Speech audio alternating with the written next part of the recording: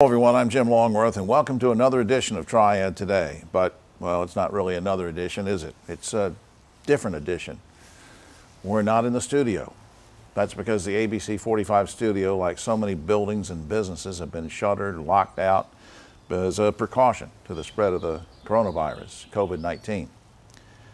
Well, we're here at the beautiful Senior Botanical Garden in historic downtown Kernersville. That's the good part of this because we're enjoying the hospitality of John Wisnett and his staff. It's a beautiful place.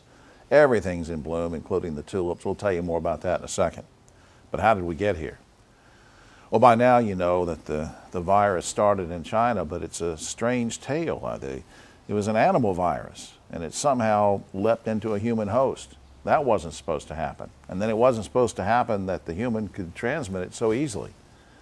Now, the real problem was, unlike a regular flu, even if you don't get your flu shot every year, you still have some immunities built up. That's what we humans have, some immunity, but not to this virus. And that's why it's become so deadly. Now, there's been a lot of blame go around. The president said the Chinese government was to blame for keeping information from him for 6 weeks. Critics of the president say he wasted a couple weeks saying it was a hoax. And now the president's saying he was distracted by impeachment. Well, whatever. We can't keep it out anymore. All we can do is try to control the spread, and that brings me to guidelines and orders and suggestions and stay-at-home things that are going on. Let's talk about that. Now, we all know that we're supposed to wash our hands with warm water and soap thoroughly, keep wipes and sanitizers with us if you have to go somewhere and hold on to a door handle or a shopping cart. We know all about that. Keeping your distance 6 feet apart. The social distancing has become a new part of our lexicon. But we also now are under these stay-at-home orders, as well we should be. But that doesn't mean we're in prison. You can go outside, enjoy the fresh air, take a hike, ride your bike, go on the golf course, or come right here to the Senior Botanical Garden. It is beautiful. The tulips, there's thousands of them. Daffodils, there's actually 7 gardens here. There's a vegetable garden, you'll love it. Just if you come out, keep your social distance and more from other folks that come out. Now you say, well, Jim, that's fine. I can go do that. I'll go to the garden or I'll go out to golf, but I'm still going to have to spend a lot more time inside, and we're cooped up with the kids and we're going crazy. I have a suggestion for you, and it comes to us from the good folks at Goodwill Industries, Northwest North Carolina. Have a little cleanup, some spring cleaning. Make it a family project and gather up things that are in good working order, small appliances, clothing that's in good shape, box it up, bag it up, and when all this is done and we're on the other side of this crisis and things settle down, then you can take those items to the Goodwill drop-off place, and they will then, in turn, Goodwill will take those items, take them to their retail store and resell them at bargain prices. And the proceeds from those sales of the items you brought in from your spring cleaning, they'll go to support workforce development programs. And boy, are we going to need those later on. People getting GEDs, high school diplomas, job training, job fairs, meeting face-to-face with potential employers. We're going to need it. One other thing you might want to do while you're at home, go online. Make a $20 donation to the Girl Scouts, Carolina's Peaks to Piedmont. That'll get 5 boxes of cookies sent to some hometown heroes like first responders and healthcare providers. Do that, won't you? Now, coming up on this show, we have some great information coming for you. You're going to see some segments that were taped earlier, so they are in studio. The good folks from Inmar, Winston-Salem Chamber. And Venture Cafe will tell you about $50,000 grants that are going to be available to business startups. That's important. And we'll learn about free clinics and much more. But first, we have a good friend who has made the trip over here from High Point, the High Point Theater. And we turn to our good buddy, Dave Briggs. Thanks for coming by, Dave. Thank you, Jim. Virtual fist bump. Virtual fist bump. And your wife, Elizabeth, made the journey with you. She's did. off camera, and I know you guys are going to enjoy the garden after this. We are indeed. All right. I want you to drop by because you've had a lot of cancellations, postponements, rescheduling. Give me a summary of what's not going to happen.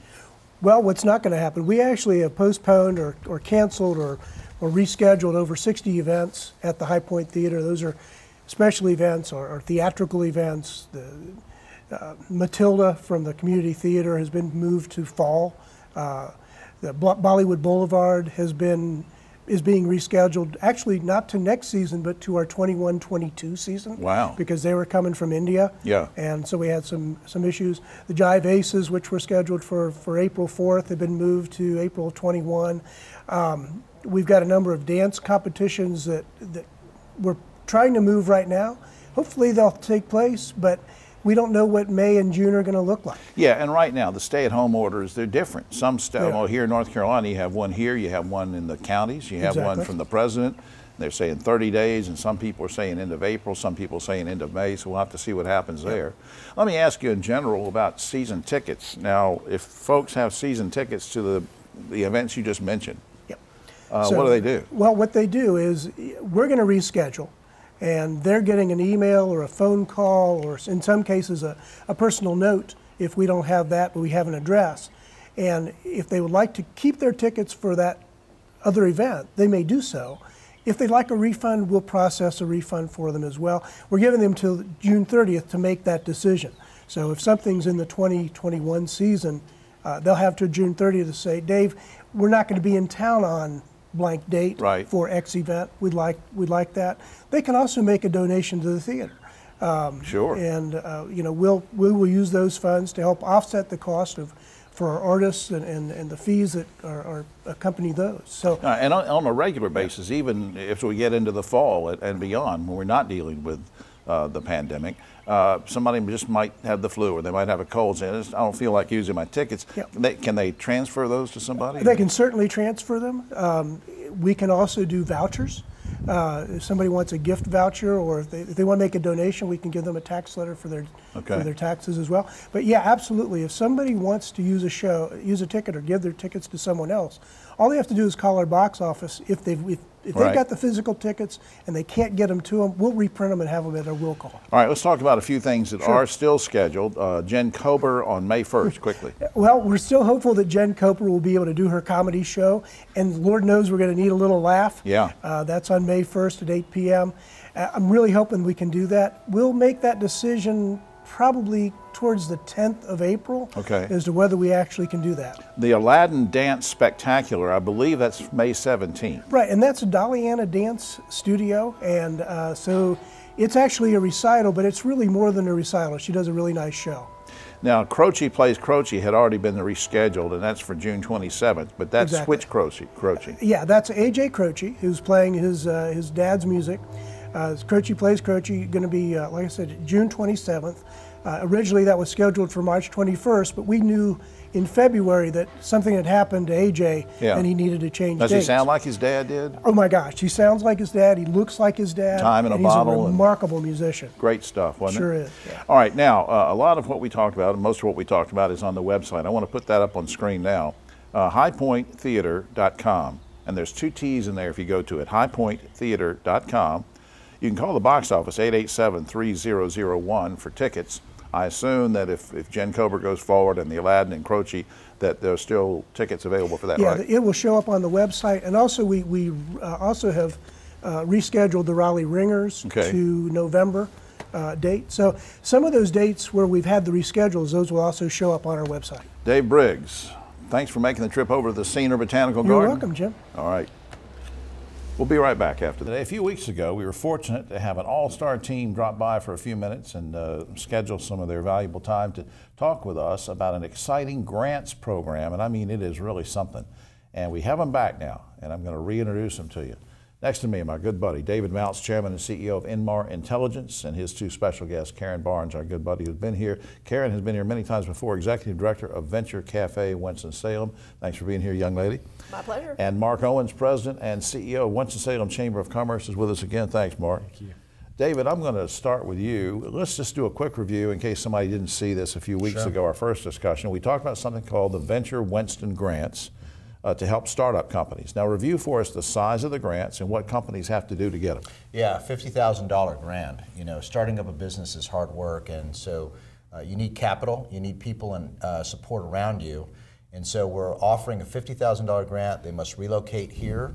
That means the founder, they must have the majority of their employees here, and then they can take advantage of the incredible ecosystem that we've created here to help them with the mentoring and the launch of their businesses and to be able to succeed by getting the support they need. And of course, as you mentioned last month, the city putting up $900,000, the private sector putting up money too. But this is going to be a huge, huge initiative.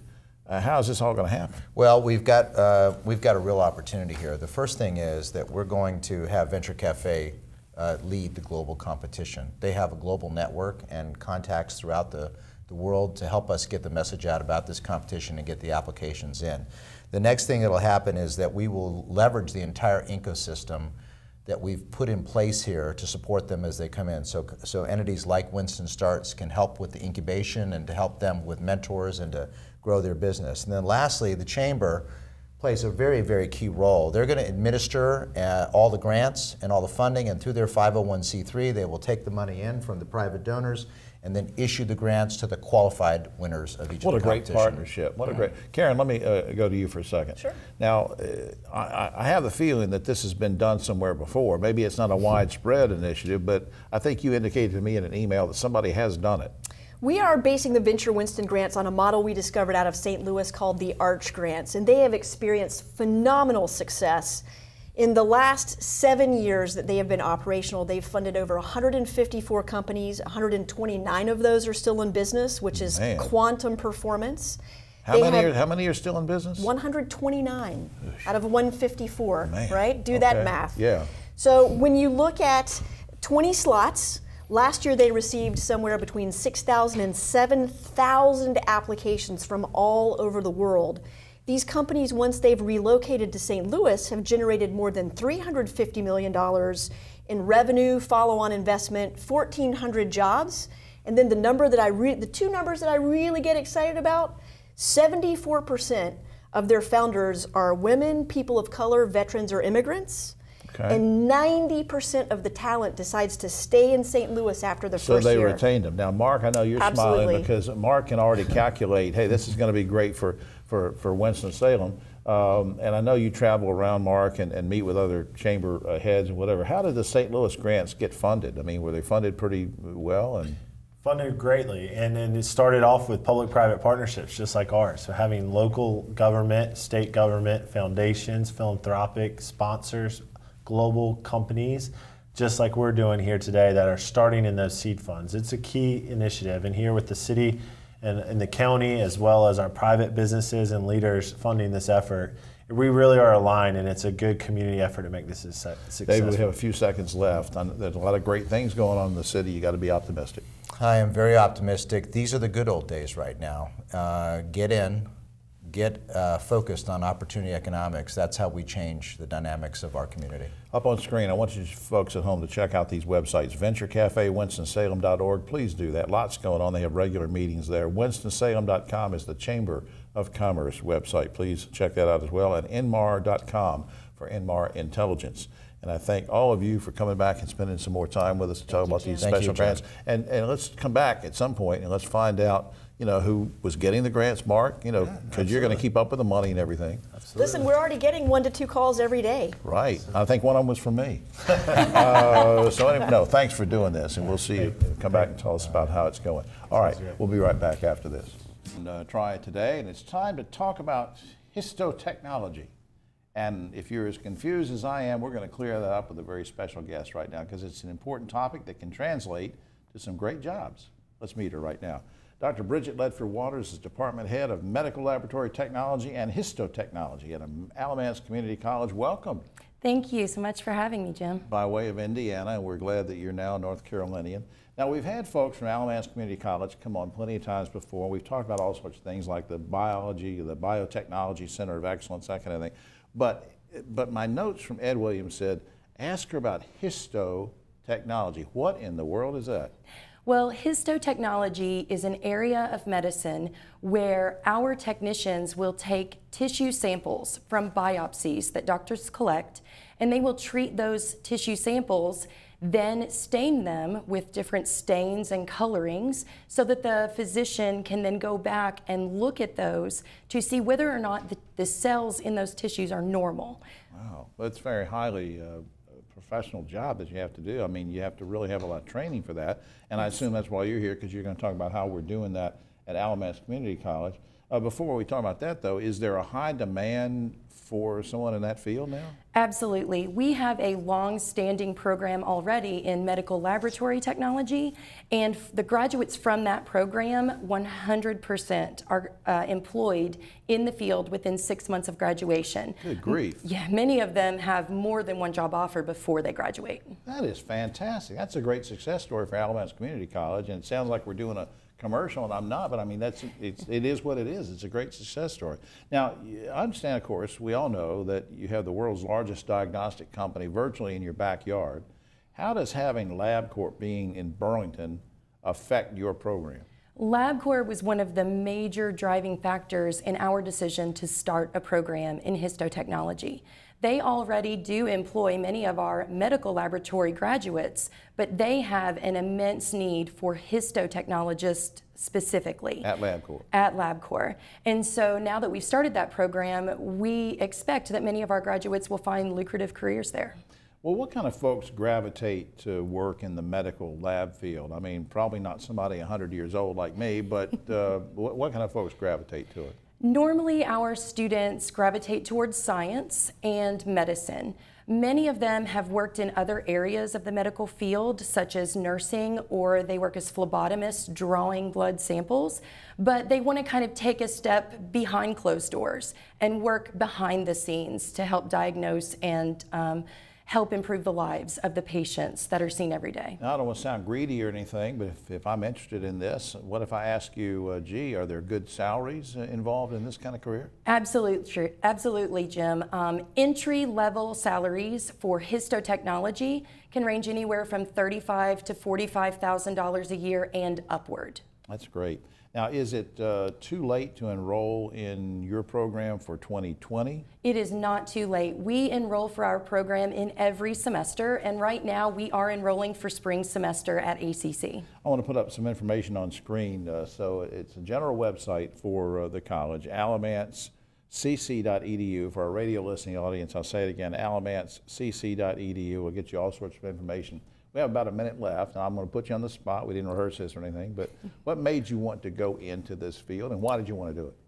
Well, I was 12 years old, and I entered a science fair, and I decided I was going to do my project on the HIV virus. It was new to the world of medicine way back then. Right. And once I started looking into that, I realized, well, there are doctors, but there are these other people that are actually taking patient samples, and they know before the doctor knows if a person has an infection. What the results are. Yeah. Well, bless your heart. I just think that's great. That's a great motivation. Well, will you come back sometime and visit with us? Absolutely. Thank you, Jim. All right. Thanks, Bridget. We'll be right back after this. We turn our attention to free clinics. Some clinics that are doing great work throughout our area and throughout the state. And two very special guests are going to help us learn more about that. Right now, on my immediate right, Randy Jordan, CEO of the North Carolina Association of Free and Charitable Clinics. Next to him is Tim Gallagher. Tim is Executive Director of Safety Net Health of North Carolina. We're going to find out what that is in just a second. Welcome, guys. Good to see you. Thank you. Appreciate being here. Randy, let me start with you very quickly. What's the mission of your association? Well, we exist to help people that don't have health insurance. And so in 67 clinics across the state, you can walk in there without a bit of health insurance and get your health care taken care of. Now, I probably should ask this later on, but since you're bringing it up, are these emergency type care? Are these just regular see a physician for routine, for flu, or what? It's built on primary care, but you'll be surprised what all you can find in a free clinic. You'll find behavioral health, you'll find sometimes specialty care, you'll find dentistry, you can find optometry. There are all kinds of services. Okay. I want to skip back to Tim for just a second, because when I did your introduction, and I don't want to skip over this, I said you're Executive Director of Safety Net Health. What is that? Safety Net Health is an association that represents all of the locations that see uninsured across North Carolina. There's about 773 of them. Now, Randy, let's talk about the fact that, and correct me if I'm wrong on this, but I'm a little confused. We have the Affordable Care Act, which is still the law of the land, even though it's been gutted in some ways. Now, when that was passed, it was passed specifically to make sure we didn't leave people behind and that there were no more uninsured people. Now, wouldn't that have taken some pressure off of your perspective in terms of free clinics, or what's the deal? You would think it would, and I would say it did a little bit, Jim. When the Affordable Care Act passed, there was about 15% of North Carolinians uninsured. The number dropped to 11, but that's still over 1 million people that need health care. So, I mean, people are still falling through the cracks. Tim, you represent in what you're doing with Safety Net providers other than clinics. So how is all this and the politics and the regulations and the laws where we are now, how is that affecting, you know, the status of our healthcare system now? How is that affecting the people you work with? Big question. So there's a difference between coverage and care, and I like to think about the locations we represent actually as care. You could leave here today and get seen. Coverage is good, and if you're able to pull out a card out of your pocket, you're likely to have access, not necessarily every place, and certainly not in rural areas. But Safety Net Health actually looks to organize all the locations that see people regardless of their ability to pay. And you're also involved in this Healthy Opportunities program, which I assume has something to do with the other kinds of factors, things like hunger, safe housing have an impact on health. Very quickly, how are you involved with that? How's that going? It's going real well. Thanks for asking. We're in the middle of an application to locate a pilot in our region. The genesis of it is really to help people receive non-medical benefits that influence their health status.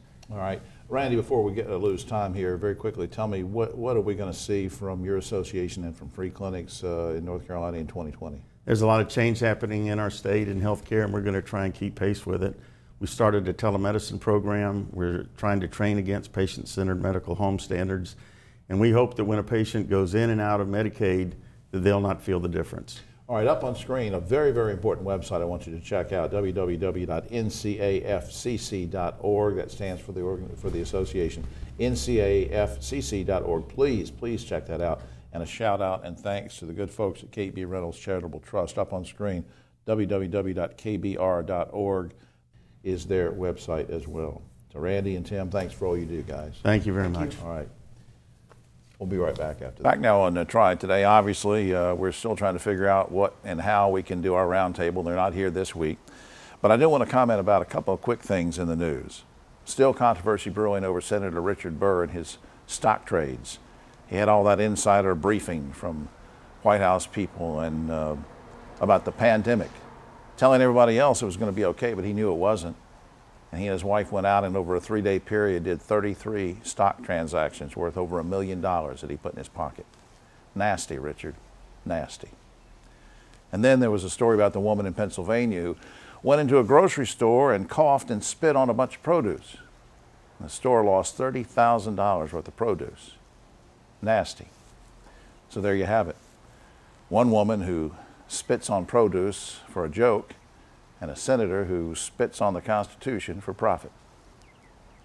Now, on a lighter note, we are still here at the Senior Botanical Garden. I hope you'll come out and visit. Up screen is a website you'll see, seniorbotanicalgarden.org. It's lovely out here. You'll enjoy it. Keep your social distance, but enjoy it. The Welcome Center gift shop's closed, but not the tulips. Come out and see them.